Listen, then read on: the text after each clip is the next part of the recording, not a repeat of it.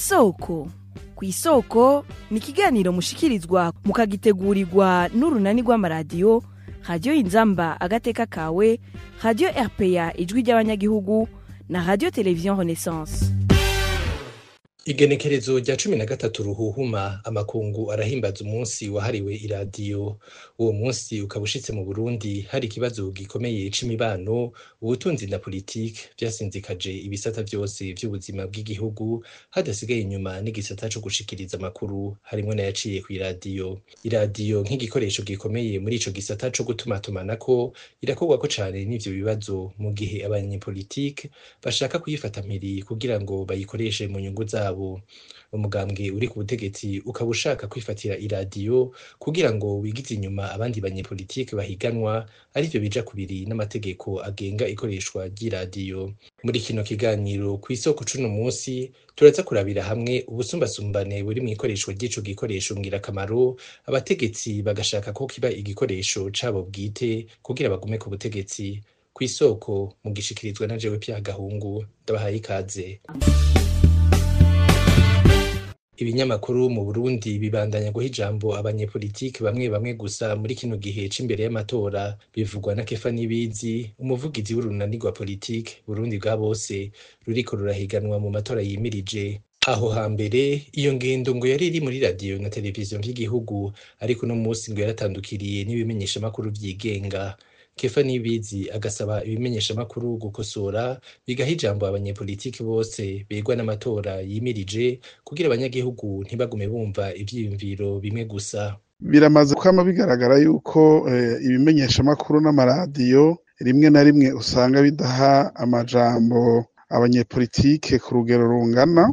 Mu minsi yahera twakunda kuvuga yuko ari radiyo ya leta ikunda gusanga ikumira bamwe, igakunda wakaza abandi na cane cane ari ku butegetsi, ariko iyo nuturavye n'imenyeshamakuru vyigenga umuntu akaraba nk'ingene bitumira mu biganiro bitandukanye, urasanga hariho ibimenyeshamakuru usanga bifise abantu bamwe vyama bitumira n'abandi bitigira bitumira, kandi batumiye bari gushobora kwitaba, eka mbere barafise n'ico baterera mu gihugu. Twebwe rero ico dusaba nuko duhereye ku kinyamakuru kw'iradiyo ya leta, radiyo na televiziyo vya leta, nuko vyovyo bisanzwe biriho kubera amakori y'abarundi bose, harimwo kumbure aba bashigikiye ubutegetsi n'abafise ico bakebura ubutegetsi.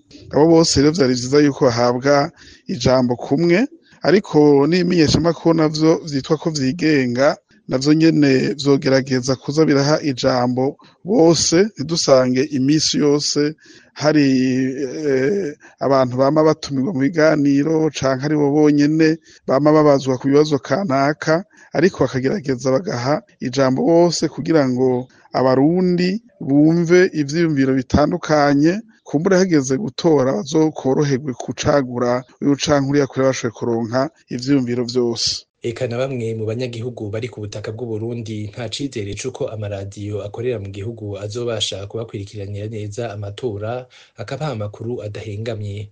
Ku bwabo n'amaradiyo yokabaye yifuza gukora umwuga uko bitegerezwa, ingingo zashinzwe n'urwego sense ntizoyorohereza. Basaba rero ko amaradiyo avugira ku mbuga ngurukana bumenyi yogerageza kuhaba, ariko nayo akagerageza kwirinda guhengama. Twumvirize bamwe muri bo bavuganye na bagenzi bacu bo muri Radio RPA.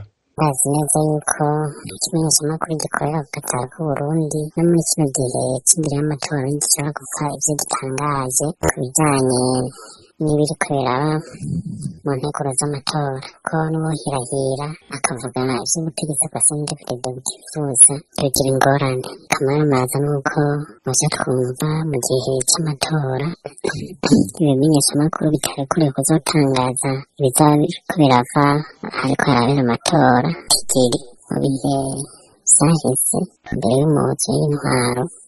Ibimenyeshamakuru vyari bifise uruhara rukomeye mu kumenyesha abanyagihugu biriko biraba mu gihe c'amatora.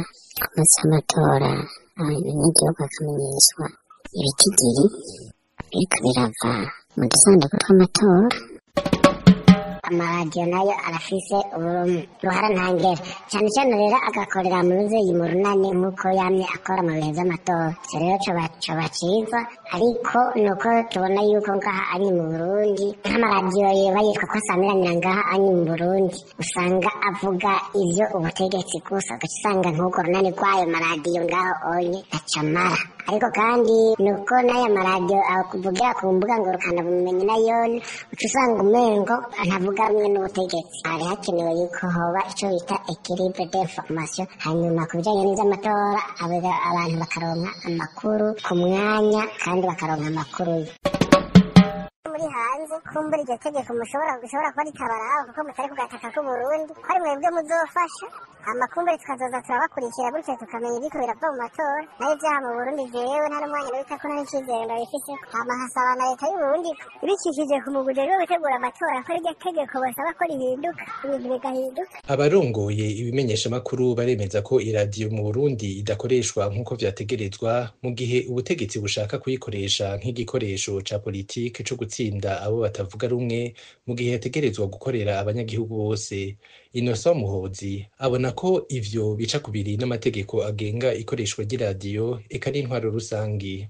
Muri rusangi ibimenyeshamakuru mu gihe c'amatora nko mu buzima bwa misi yose bundi busanzwe ni ngombwa cyane. Ni ngombwa kuko bimenyesha amakuru nyene, bimenyesha ibiri mu gihugu, ari mu vyerekeye ubutunzi, ari mu vyerekeye imibano, ari mu vyerekeye politike, ari mu vyerekeye imyuga n'ibindi byinshi, kugira abantu bamenye uko bamerewe, bibakikije, uko abandi babayeho mu gihugu cabo cyangwa mu bindi bihugu. Hageze amatora rero bica bigira uruhara rundi rurenze, kuko abahiganwa uretse amamitingi bagira baca mu bimenyeshamakuru kugira bamenyekanishe umwe wese icyo yobasumbije abandi, kugira bene gutora bahitemwo baza ati urya tumutoye kubera ikintu cyangwa kiriya.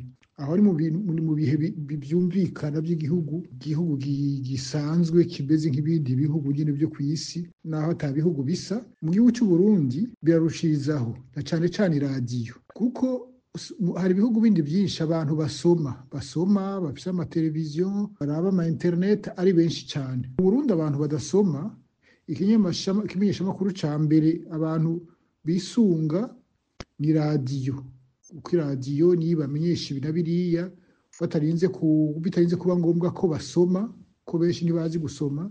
Nta n'ibimenyeshamakuru byinshi biriho mu rurimi rw'ikirundi batarinze kuriha, kuko ikinyamakuru urakigura cyangwa televiziyo ugasanga igura amahera menshi. Radiyo rero ni nkawe mwami w'ibimenyeshamakuru mu Burundi.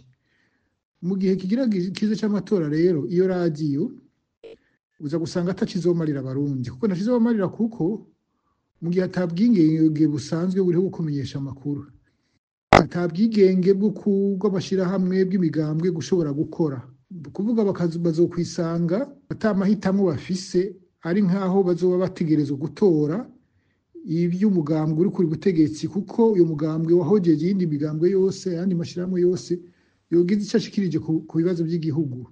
Uzosanga rero hagiye ko n'aya mategeko urwego rukuru ruje kumenyesha amakuru rwashize igitugu ku binyamakuru ngo bisinye CNC, hakongera ko amabwirizwa y'urya mu rwujejwe amatora ubuza abamenyesha amakuru gushikiriza ibiharuro uko bariko barabibona uko biharurwa. Ukuvuga rero iyo radiyo izosanga ataco yamariye abarundi mu matora agiye kuza, kuko idakora mu mwidegemvyo, idakora mu gihugu kirimo abahiganwa nyabo. Abazoba bahiganwa arazoba bemerewe gusa n'ubutegetsi, kubera bubona ko ata kibazo bashobora kubutera, badashobora kubutsinda, badashobora kuburusha. Amaradiyo rero cyo kimwe n'ibindi bimenyeshamakuru, televiziyo n'abandika, bizoza gusanga ataco bimaze, kuko iradiyo ibimenyeshamakuru bigira ico bimaze iyo bifise uburenganzira bwo gushikiriza ibintu uko biri, uko bubibona, uko biriko biraba mu gihugu. Iyo byabaye ibintu byo gusiga amavuta, gusiga ibi byose biriho kugira abantu ntibabimenye, no kwikubita ku gatuza kw'abategetsi b'igihugu, kuko atawemerera ko bahiganwa, urumva na ya radiyo irateba ntibikigira ico imaze. Mwokwibuka ko uwo munsi washizweho n'inama ya bose y'ishirahamwe mpuzamakungu UNESCO ryitaho imico n'akaranga muri ONU mu nama igira ya 36. Iryo genekerezo rya 13 ruhuhuma rikaba rihurirana n'ishigwaho ry'iradiyo ya ONU. Icivugo c'uyu mwaka kikaba ari ico iradiyo yofasha mu kurwanya ingaruka z'ihindagurika ry'ibihe. Ino ngaha duciye dusozerera ikiganiro kw'isoko cuno musi mwagishikirijwe na jewe Vyagahungu. Naho ubutaha. Cari ikiganiro kw'isoko.